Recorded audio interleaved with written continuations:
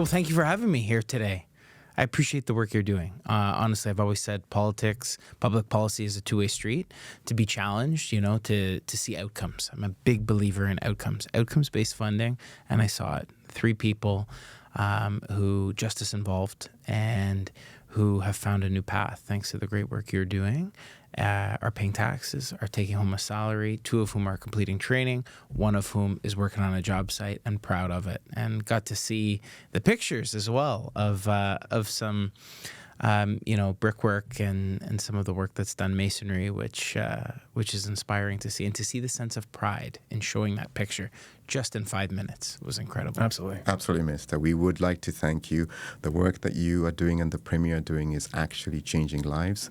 And there's no better way about saying it, that the government is actually working extremely hard to change the fortunes of people that are marginalized in this province. So they are appreciative, and we are also very appreciative of the hard work that you do.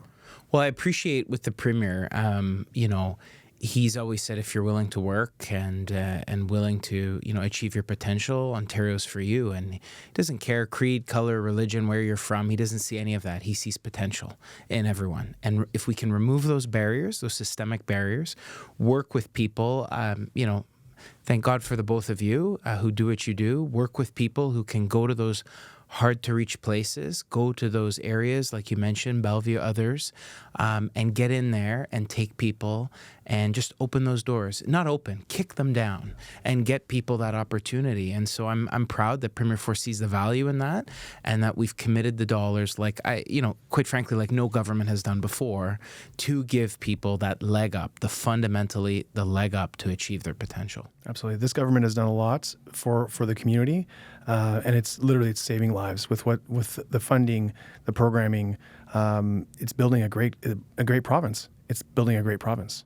Yeah, and we have to build it, right? Absolutely. I mean, you make the commitments. I've always said the hospitals, the schools, the bridges, they don't build themselves. Absolutely. I want schools out my way. We're fighting for a new hospital in Campbellford, and it's not going to build itself. You need men and women who get up every day to make it happen. And I just saw them, they took off because they got to get up early, and will be on a job site, so many of which I've had the privilege to visit as a minister.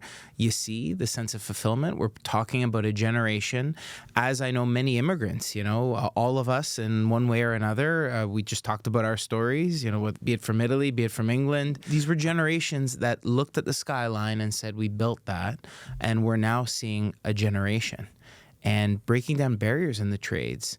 And as I said, what was inspiring was that it's not heavy government intervention I've ever heard. It's mentorship. It's getting out of the way, and I think we can take greatest pride in looking at the graduating classes. This is the change we want to see in the trades. Youth, people from diverse backgrounds that will take the lines, replacing the gray hairs, which is a problem. 1 in 3, over the age of 55.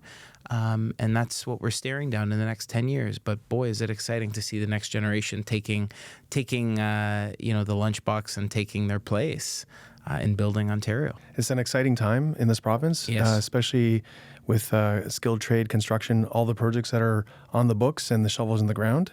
It's an exciting time. It is, and we're going to keep building stronger Ontario. We'd like to thank you very much for coming to spend some time with us. Yeah, thank you for having me. I really appreciate the opportunity. Thanks for what you do, and appreciate the opportunity to show me firsthand tax dollars at work and in building a better future.